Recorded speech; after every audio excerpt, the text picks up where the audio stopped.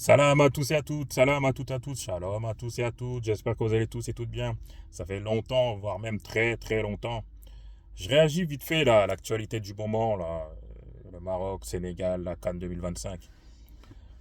Donc bon, voilà, qui est toujours pas fini, parce que on ne sait toujours pas qui est le vainqueur, même si on sait que bah, sur le terrain c'est le Sénégal qui a gagné, on sait toute la corruption qu'il y a eu.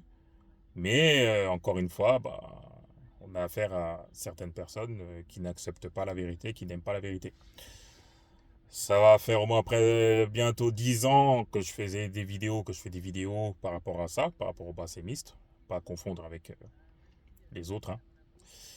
Mais là, j'ai l'impression qu'on a atteint un point de... Bon, on avait déjà atteint un point de non-retour, mais là on a encore... parce qu'on a l'impression que avec eux, bah, on est arrivé au bout, mais non, non, non, ils arrivent toujours à se sublimer dans la bêtise, dans la cohérence, dans dans la schizophrénie, dans tout ce que tu veux, quoi. Parce que c'est même à leurs dirigeants, aux dirigeants. Bien sûr, on parle d'une partie, hein. Là, en l'occurrence, c'est une partie des Marocains, c'est pas tous les Marocains, bien sûr, qui sont dans une. Bah, on découvre, hein, le monde découvre, bah, qui sont dans une folie collective. Ils voient des choses que eux seuls ont vues.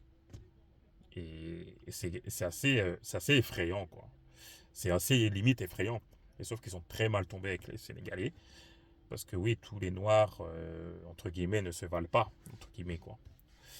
Voilà, tombés sur des Wastaf, tout ça et tout. Donc, bah, à bout d'un moment, ils ne comprennent pas ce qui arrive.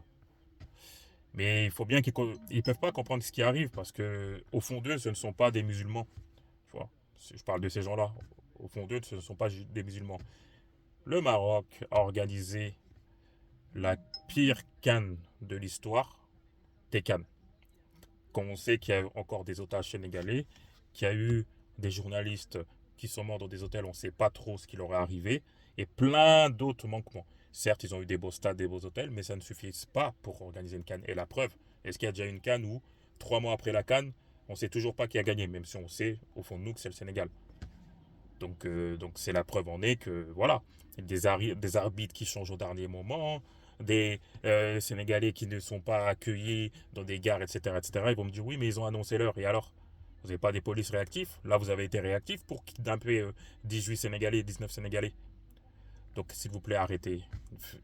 Ayez un peu de dignité, juste un minimum, quoi. Faites au moins semblant. Parce que là, vous obtiendrez pas gain de cause sur le TAS, au TAS. Et de combien même vous obteniez gain de cause, le monde entier a vu qui a gagné cette canne. À bon entendeur. Salut.